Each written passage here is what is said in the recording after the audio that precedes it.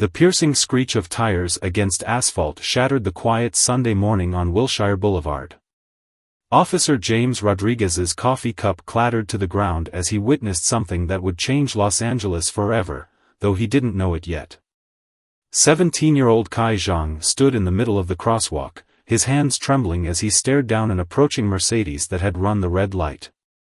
Behind him, frozen in fear, was Ms. Eleanor Washington, an 83-year-old retired teacher who had been crossing the street with her walker when she stumbled. What happened next would spark a chain of events that would transform not just Kai's life, but the entire community's perspective on youth, age, and the power of unexpected connections. Earlier that morning, Kai had been doing what he always did on Sundays, helping his single mother prepare for her double shift at Golden Gate Senior Living Center. The irony wasn't lost on him. His mother spent her days caring for the elderly while he harbored a deep resentment toward them, stemming from the day his grandfather had abandoned their family 5 years ago. "Don't forget to drop off the groceries at Mr. Chen's store," his mother called out as he headed for the door. Kai nodded, but his mind was already elsewhere. His phone buzzed with messages from the Tags crew, his graffiti artist collective, about their planned exhibition at the abandoned warehouse near Silver Lake. The weight of the spray cans in his backpack felt heavier than usual as he walked past the senior center where his mother worked. The familiar sight of elderly residents in the garden made his jaw clench. He quickened his pace, rounded the corner onto Wilshire, and that's when he heard it, the sharp crack of metal against concrete. Ms. Washington's walker had caught on a crack in the sidewalk, sending her stumbling forward just as the light turned green. The Mercedes driver, distracted by his phone, hadn't even looked up. Time seemed to slow down as Kai processed the scene before him. His body moved before his mind could catch up. The spray cans clanked against each other as he sprinted forward, reaching Ms. Washington just as she lost her balance. The Mercedes horn blared, its tires screeching as the driver finally noticed the impending disaster. Officer Rodriguez, who had been getting his morning coffee at the corner cafe, watched in amazement as this teenage boy, wearing clothes that screamed "trouble," risked his own life to shield an elderly woman from certain death.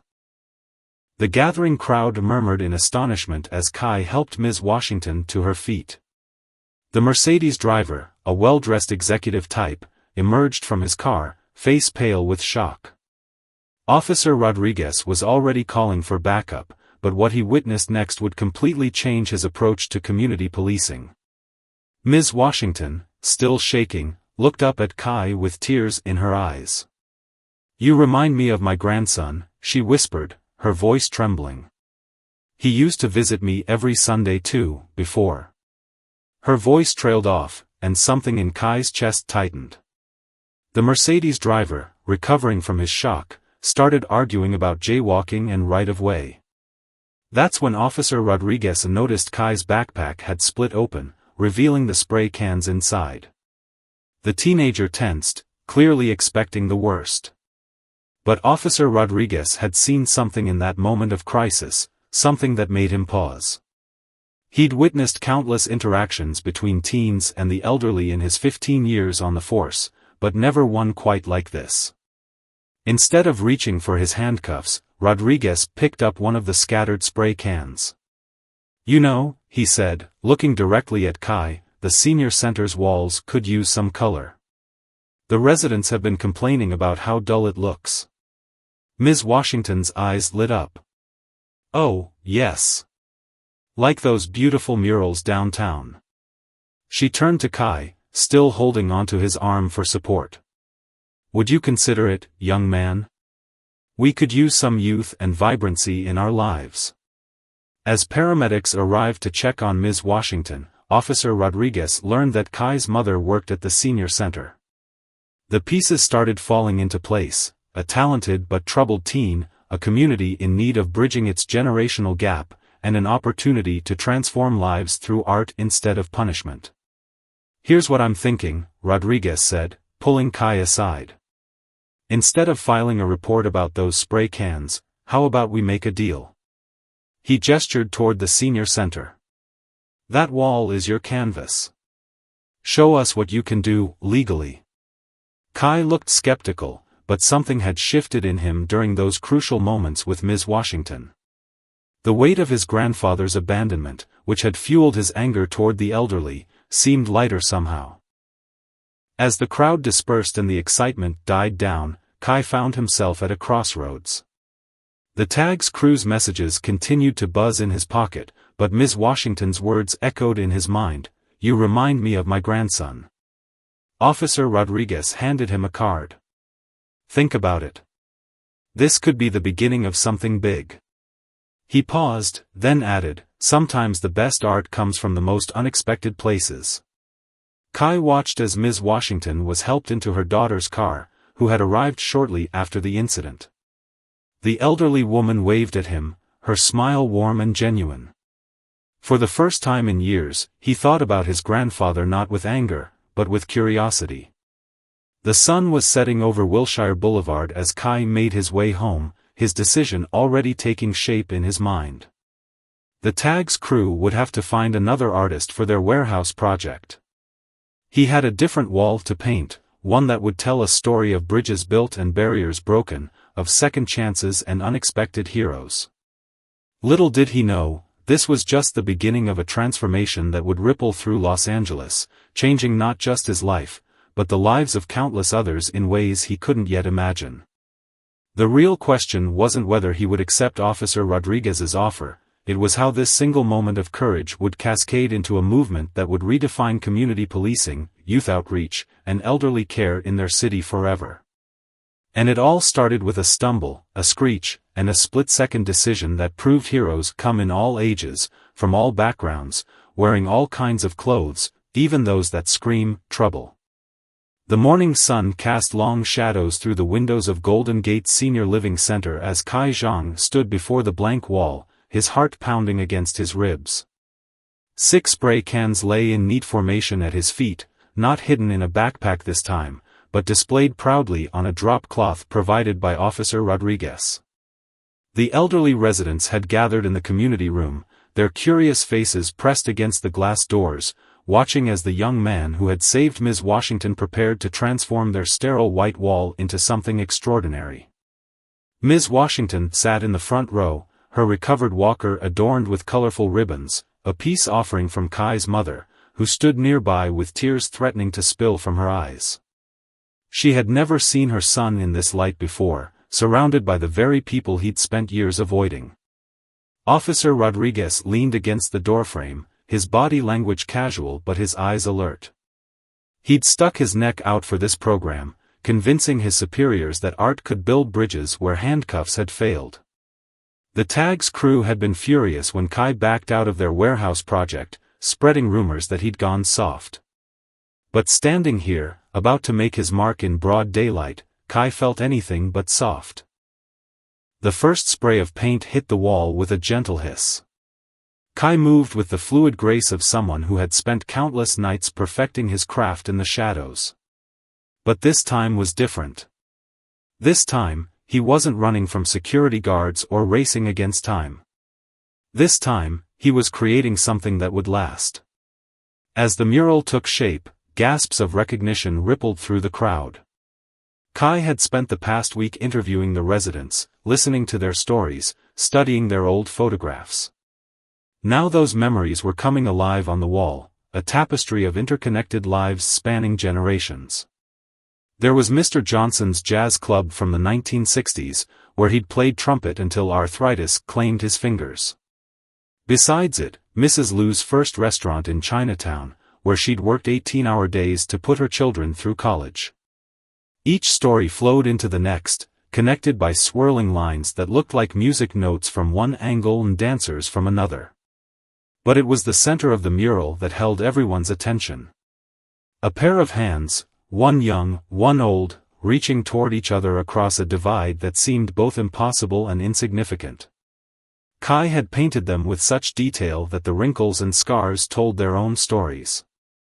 As he worked, something extraordinary began to happen. The residents started talking, not just to each other, but to him. They pointed out details in his work that even he hadn't consciously included. Mrs. Rodriguez, no relation to the officer, noticed how the color palette matched the sunset she described from her childhood in Puerto Rico.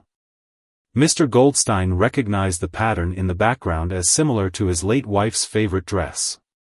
Officer Rodriguez watched as barriers crumbled with each passing hour.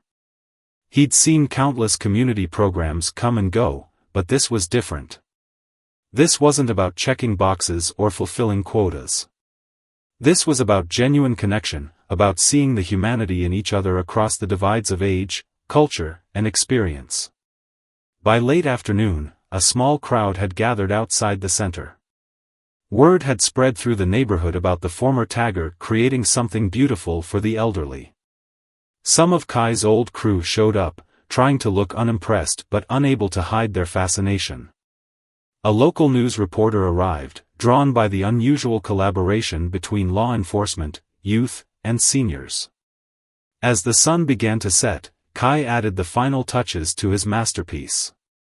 The mural seemed to pulse with life, each element telling a different story depending on where you stood. But it was more than just paint on a wall, it was a bridge between worlds that had seemed impossibly far apart just days ago. Ms. Washington wheeled herself closer, her eyes glistening. "You've given us back our memories," she whispered, reaching for Kai's paint-stained hand. "And made them more beautiful than they ever were." Kai's mother watched as her son knelt beside the elderly woman, listening intently as she pointed out details in the mural that reminded her of her own grandson. The grandson who hadn't visited in years. The grandson whose absence had left a hole that, somehow, Kai was beginning to fill. Officer Rodriguez's phone buzzed with messages from his superiors. The news coverage had caught their attention, and they wanted to know more about this unprecedented program. But what they couldn't see through the camera lenses and news reports was the real transformation taking place in that room. As darkness fell and the center's lights came on, no one wanted to leave. The residents insisted on ordering pizza, turning the evening into an impromptu celebration. Stories flowed as freely as the laughter, with Kai at the center of it all, his initial discomfort replaced by genuine engagement. Late that night, as Kai and his mother walked home, she asked him what had changed. Why had he agreed to this project? He stopped under a streetlight, considering the question carefully. "You know how when you're doing graffiti, you're always looking over your shoulder, rushing to finish before someone catches you," he said slowly. "Today was the first time I could take my time, really see what I was creating. And more than that, see who I was creating it for." He paused, then added, "When Ms. Washington almost got hit by that car, I didn't think about who she was or how old she was. I just saw someone who needed help. Maybe that's all any of us need, a chance to see each other as people first." His mother squeezed his hand, understanding that her son had learned something no classroom could teach. Back at the center, the mural dried in the night air, its colors deepening and settling into the wall. But its real impact was just beginning to unfold in the hearts and minds of everyone who had witnessed its creation. The next morning, Kai's phone buzzed with an unexpected message. It wasn't from his old crew or even Officer Rodriguez. It was from the center's administrator, asking if he would consider teaching an art class for the residents. Some of them had been inspired by watching him work and wanted to try expressing their own stories through art. As he stared at the message, Kai realized that his split-second decision to help Ms. Washington hadn't just changed his life, it had opened a door he never knew existed. A door that led to a world where generations could connect, where past and present could blend into something new and beautiful, and where second chances were just the beginning of the story. What he didn't know yet was that his mural would become the first of many, spreading across the city like ripples in a pond, each one breaking down more barriers and building more bridges. But that story was still waiting to be painted, one color, one connection at a time. The first sign of trouble came in the form of a brick through Golden Gate Senior Living Center's window at 2 a.m. Kai's mural, which had become a symbol of hope in the community, was now marred by angry red spray paint. The message was clear: traitor. The tag's crew hadn't taken Kai's departure lightly. What he saw as growth, they saw as betrayal. But it wasn't just about losing a talented artist, it was about what his transformation represented. Every success story from the other side made their own choices harder to justify. Officer Rodriguez arrived before dawn, his face grim as he photographed the damage. The center's security cameras had caught 3 masked figures, but their identities were obvious to both men. Rico, Marcus, and Jay, Kai's former best friends, the ones who taught him to paint in the first place. The elderly residents found temporary shelter in the dining hall while maintenance crews cleared the broken glass. Ms. Washington sat in her usual spot, clutching a fragment of brick like it was a piece of her own broken heart. "We should have known it was too good to be true," she murmured, her voice heavy with disappointment. But it wasn't the vandalism that truly tested Kai's resolve. It was what he discovered when he arrived to help with the cleanup. His mother sat in the administrator's office, her face buried in her hands. Budget cuts. The center was facing closure within 3 months unless they could raise substantial funds or find a corporate sponsor. The news hit the community like a tsunami. Golden Gate wasn't just a senior living facility, it had become a bridge between generations, a place where stories were shared and healing happened. The art classes Kai had started were now drawing people from all over Los Angeles. Even some of the residents' estranged family members had started visiting, drawn by the vibrant energy and renewed sense of purpose in their elderly relatives. That night, Kai couldn't sleep. The faces of the residents haunted him: Mr. Johnson, who had finally started playing trumpet again in the center's newly formed jazz band, Mrs. Liu, who had begun teaching traditional Chinese brush painting to a group of fascinated teenagers, and Ms. Washington, who had recently received a letter from her grandson, inspired by the story of her relationship with Kai. The solution came to him at sunrise, but it was either brilliant or insane.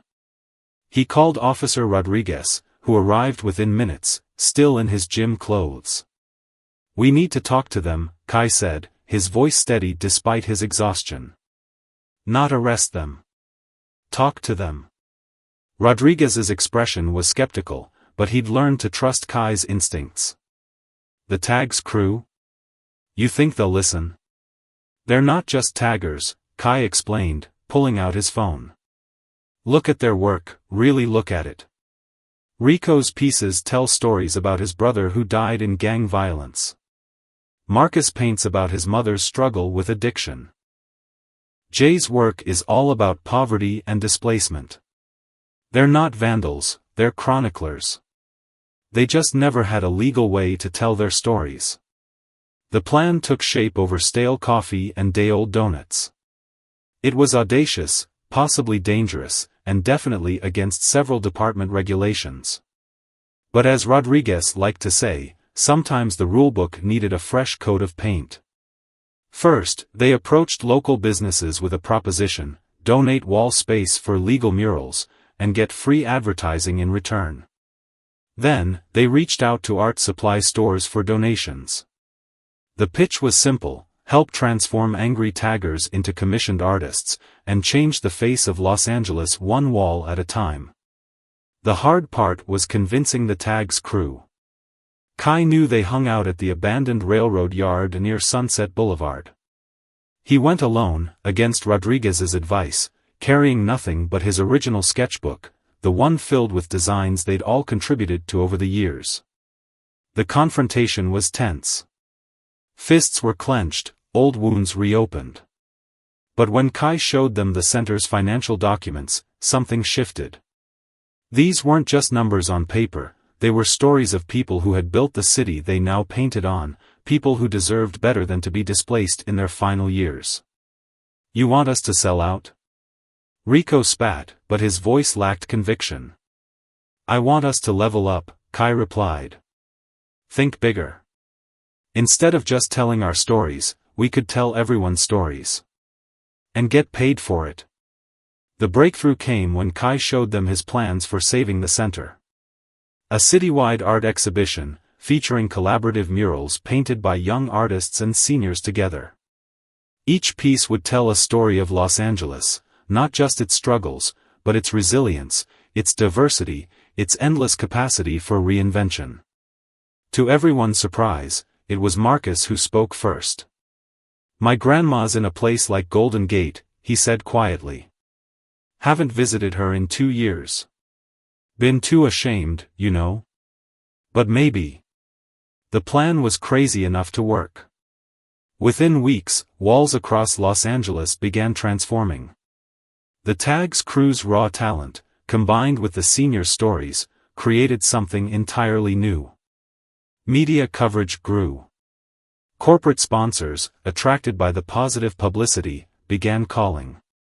But not everyone was happy about the changes. Some of the more hardcore graffiti crews saw it as gentrification in disguise.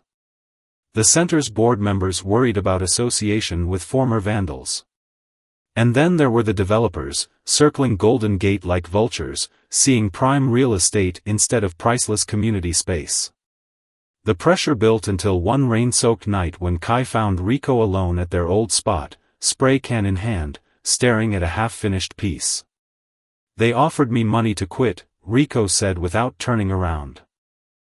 "Said this whole art program is just gonna make it harder to clear out these neighborhoods when the time comes." Kai felt his world tilt. "Who offered you money?" "Same ones who've been buying up everything around here. Said they could get my mom that operation she needs." Rico's hand trembled. "What would you do, man? If it was your mom?" The rain fell harder, washing away parts of Rico's unfinished mural. In that moment, Kai realized that saving the center wasn't just about raising money, it was about saving the soul of their community. The real battle was just beginning, and it would take more than art to win it. But as he stood there, watching his friend struggle with an impossible choice, Kai understood something else too. Sometimes the hardest battles aren't fought against enemies, but against the parts of ourselves that want to take the easy way out. And sometimes, the most important victories aren't about winning, but about helping others find the strength to keep fighting. The storm raged on, but in its fury, Kai found clarity. The next phase of their mission would require more than paint and passion, it would demand everything they had, and then some. But looking at Rico's unfinished mural, he knew they had no choice. Some stories demand to be told, no matter the cost. The development company's letter arrived on expensive cream-colored stationery, wrapped in promises and thinly veiled threats. Silverleaf Properties offered to purchase Golden Gate Senior Living Center for 3 times its market value, with assurances of relocating all residents to modern facilities. The board had 48 hours to respond. Kai found his mother crying in the kitchen at midnight, the letter crumpled in her fist. But it wasn't just about losing her job anymore, these people had become family. Mrs. Liu had taught her traditional Chinese remedies when she had the flu. Mr. Johnson played jazz at her birthday celebration. And Ms. Washington, she'd become the grandmother Kai never had. Dawn found Kai and Officer Rodriguez in the center's parking lot, sharing cold coffee and harder truths. Rico wasn't the only one who'd been approached. Several other young artists had received similar offers: money, medical care for family members, scholarships. The developer's message was clear: everyone has a price. But they'd underestimated the power of stories. That morning, instead of his usual art class, Kai gathered everyone in the community room. Residents, family members, local artists, even some of the Tags crew who'd switched sides.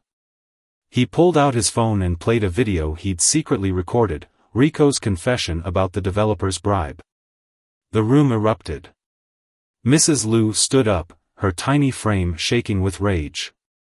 "My family lost everything in the Cultural Revolution," she declared. "We came here with nothing. Built everything from scratch. No one can put a price on that history." Mr. Johnson wheeled himself forward. "They tried this same thing in the 60s. Bought out all the jazz clubs, promised to relocate us.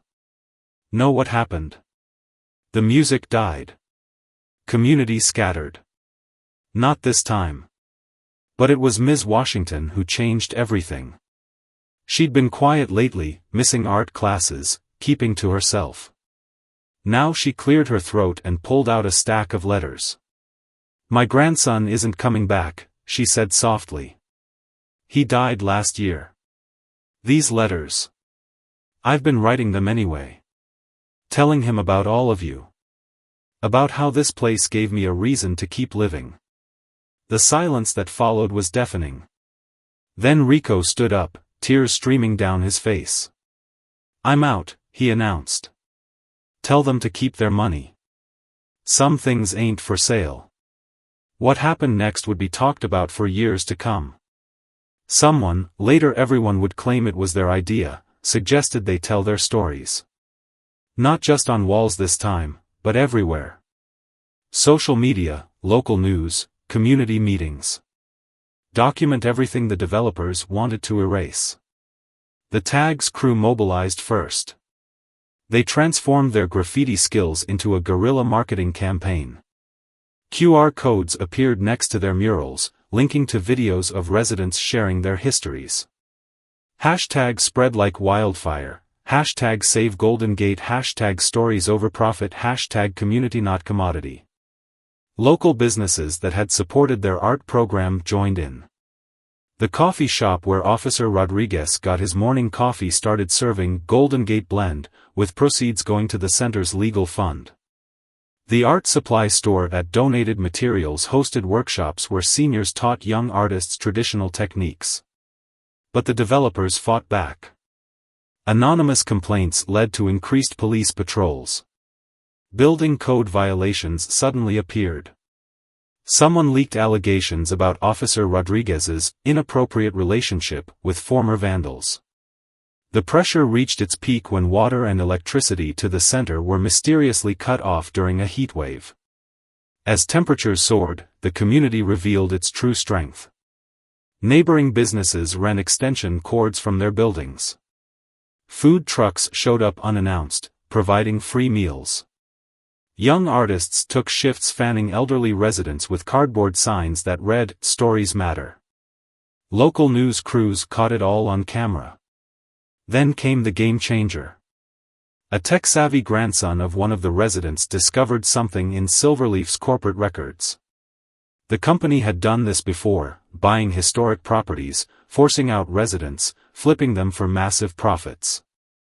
But this time, they'd left a paper trail. Rico's mother, a cleaning lady at Silverleaf's corporate office, had been secretly collecting documents. The choice between her operation and her conscience had led her to a third option, becoming a whistleblower. The evidence was damning. Forged building inspections. Staged accidents. Manufactured code violations. A systematic campaign to destroy communities for profit. But it wasn't just about exposing corruption anymore. Each day brought new stories, new connections. A former gang member discovered his grandfather had played in Mr. Johnson's jazz band. Mrs. Lou's traditional painting techniques inspired a series of streetwear designs that went viral. Ms. Washington's letters to her grandson became a social media sensation, with people around the world sharing their own undelivered messages to lost loved ones. The center was no longer just fighting for survival, it had become a symbol of resistance against the erasure of community history. Every attempt to shut them down only made their stories spread further. One evening, as Kai added the finishing touches to a new mural, this one incorporating QR codes that played audio of resident stories when scanned, Officer Rodriguez brought unexpected news.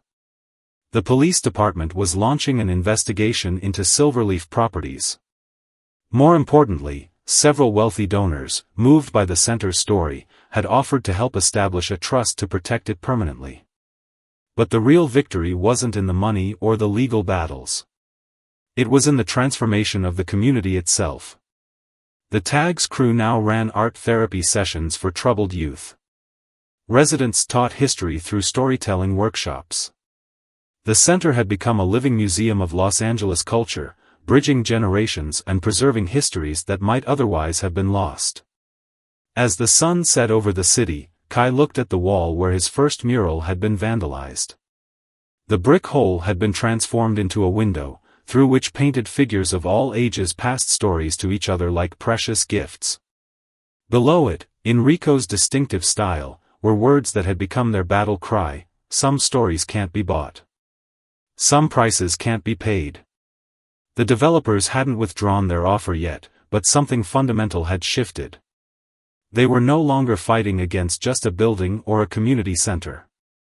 They were up against something far more powerful: the unbreakable bonds forged between generations, the living heritage of a city that refused to be erased, and the fierce determination of people who had discovered that their stories were their strongest weapons. And this story was far from over. As night fell over Los Angeles, lights blazed from Golden Gate's windows, where another art class was in session, another story was being shared, another bridge was being built between past and future. The real revolution, it turned out, wasn't in the fighting, it was in the creating, the connecting, the telling of tales that needed to be heard. The fire started at midnight. Later, investigators would call it an electrical malfunction, but everyone at Golden Gate knew better. The blaze began exactly where Rico's mother had hidden the documents exposing Silverleaf Properties' corruption. Kai was still in the building, helping Ms. Washington organize her letters for the upcoming community exhibition. The smoke reached them before the alarms, thick, black, and purposeful.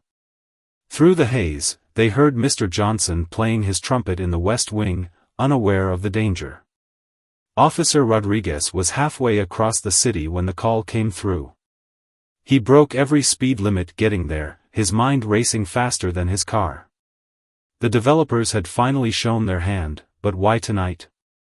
Then he remembered, tomorrow was the city council meeting where Golden Gate's historic status would be decided. The scene that greeted him was chaos orchestrated to look like accident. Fire trucks delayed by mysterious road work. Water pressure inexplicably low. But something else was happening too, something Silverleaf hadn't counted on. The tag's crew had been practicing parkour on nearby rooftops when they spotted the smoke. They reached the building before emergency services, using their urban climbing skills to help evacuate residents from upper floors. Local shop owners formed a bucket brigade. Even rival graffiti crews showed up, their long-standing feuds forgotten in the face of a greater enemy. Inside, Kai faced an impossible choice. The fire separated him from both exits, with Ms. Washington and Mr. Johnson depending on him. The smoke was getting thicker, and Ms. Washington's wheelchair wouldn't fit through the narrow back window he'd used for late-night painting sessions. Then he remembered something from his tagging days, the building's architectural plans he'd studied to find the best walls. There was a maintenance shaft, hidden behind one of his murals, connecting to the adjacent building. But reaching it meant trusting Ms. Washington's life to a theory. Through the smoke, he saw the mural he'd painted just weeks ago, hands reaching across generations. Without hesitation, he punched through the drywall beneath it. The shaft was there, just as he remembered, but it was narrow. Too narrow. Ms. Washington grabbed his arm. "Leave me," she wheezed. "Save yourself and Marcus." But Kai had spent too long learning the value of history to abandon it now. He remembered something Mrs. Liu had taught him about Chinese calligraphy, how the empty spaces between strokes were as important as the strokes themselves. Looking at the shaft with an artist's eye, he saw what he'd missed before. Using techniques learned from years of squeezing through tight urban spaces, Kai managed to angle the wheelchair just right. The next few minutes were a blur of smoke, sweat, and silent prayers. When they finally emerged on the other side, Mr. Johnson's trumpet case was scratched, Ms. Washington's letters were smoky but intact, and something fundamental had shifted in the universe. Outside, a crowd had gathered. News crews captured the moment Kai emerged, covered in soot, helping Ms. Washington and Mr. Johnson. The tag's crew's parkour rescue efforts had already gone viral. But it was what happened next that would change everything. Rico's mother stepped forward, clutching a fireproof bag. "I made copies," she announced, her voice carrying across the chaos. "Lots of copies. They're everywhere now. In every art gallery, community center, and law office in the city. Try burning them all. The evidence was damning: emails ordering the sabotage, bribes, falsified reports. But more devastating was the footage captured by street artists' bodycams during the rescue. The delayed fire trucks. The blocked hydrants. The systematic attempt to erase not just a building, but a community's entire history. As dawn broke over the smoldering building, something unexpected happened. People started showing up, hundreds of them. Former residents of other communities Silverleaf had destroyed. Families displaced by similar development schemes. Each brought stories, documents, evidence. The cover-up was unraveling on live television. But the real story wasn't in the headlines.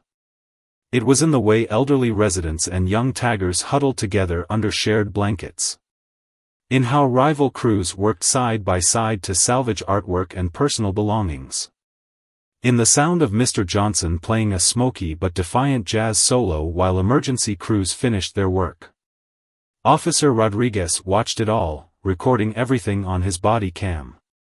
He'd learned long ago that some evidence wasn't about facts and figures, it was about moments like these, when communities showed their true colors in the face of destruction. Kai stood in front of his damaged mural, Ms. Washington's hand in his.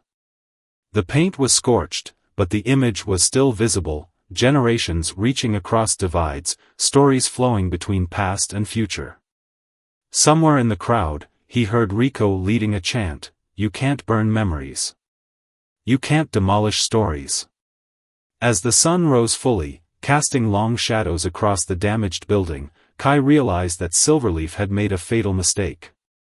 They'd thought they were fighting against a senior center, some street artists, and an idealistic cop. Instead, they'd united a community that had finally learned to tell its story together. The city council meeting was 3 hours away. The building was damaged but standing. And in the end, that's what mattered, standing together, regardless of the scars. Because some stories can't be burned, some bonds can't be broken, and some prices are too high to pay. Looking at the gathered crowd, elderly residents and young artists, business owners and former gang members, all united in purpose, Kai understood that the real test hadn't been about saving a building. It had been about proving that community isn't just a place. It's a story we all write together, one day, one connection, one act of courage at a time. And this story was far from over. The fire had tried to erase their past, but instead, it had illuminated their future. As Mr. Johnson's trumpet notes soared over the crowd, Kai picked up a piece of charred wall and began to sketch. After all, every great story needs a new chapter, and this one was just beginning.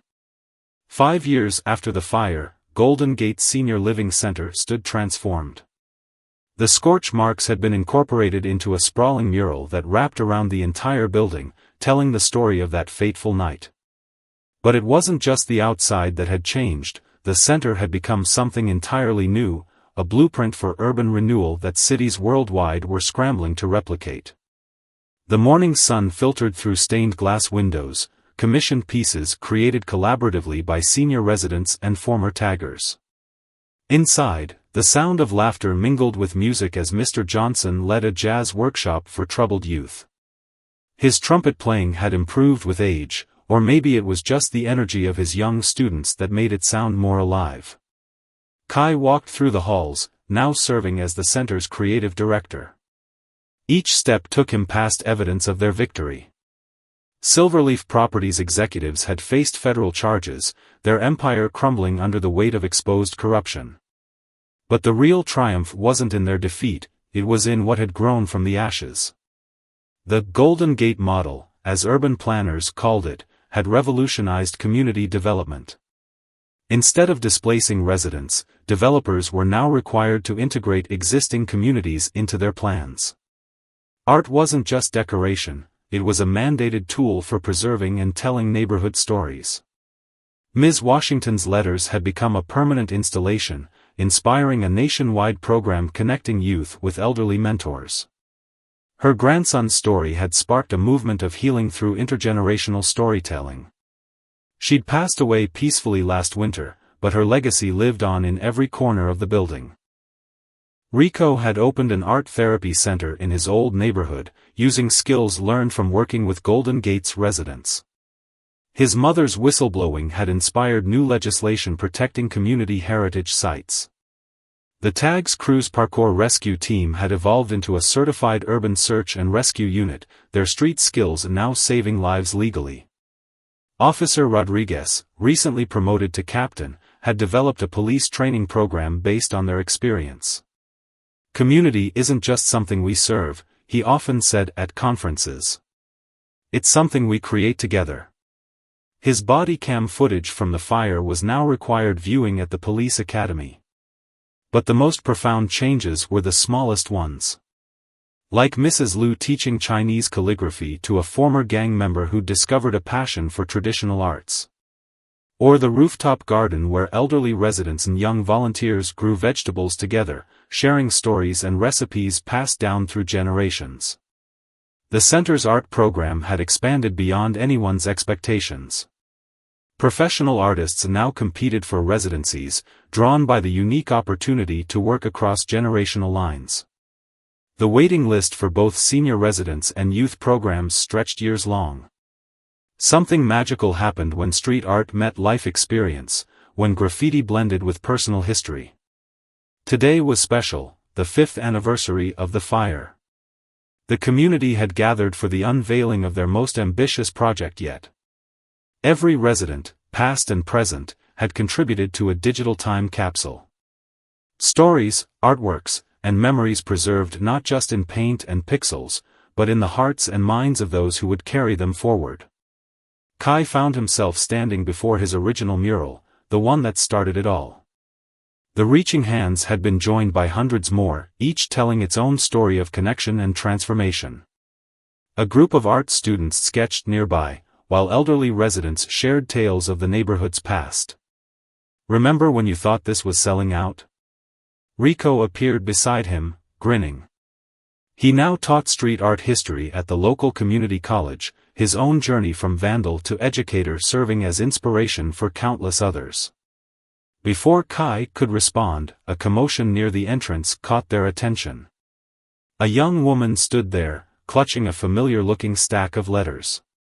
"I'm Sarah," she said, voice trembling. "Ms. Washington was my grandmother. I found these in her things, letters she wrote about all of you." The room fell silent as she began to read. Stories of transformation, of bridges built between generations, of a community that refused to be erased. Stories that had become part of the city's living history. As the sun set over Los Angeles, casting long shadows through the stained glass windows, Kai realized that their story had come full circle. The center wasn't just a building anymore, it was a testament to the power of human connection, a living proof that when generations come together, magic happens. The next generation of artists was already at work, adding their own chapters to the story. On the walls, in the gardens, in the music and memories being created every day. Golden Gate had become more than a senior center or an art space, it was a bridge between past and future, a place where stories never died and community meant something real. And somewhere, in the gentle evening breeze, the spirit of Ms. Washington smiled as another young artist picked up a brush, another story began to unfold, and another bridge was built between yesterday and tomorrow. Because some stories don't end, they just keep growing, one heart, one color, one connection at a time. The fire had tried to destroy them, but instead, it had forged something unbreakable. In the end, that was the greatest art of all, the masterpiece of human connection, painted in the countless small moments that turn strangers into family and transform a building into a home. As night fell over the city, Golden Gate's windows glowed with warmth and possibility. Inside, the next chapter was already beginning, proof that some flames don't destroy, they illuminate the path forward, showing us that our greatest stories are the ones we write together.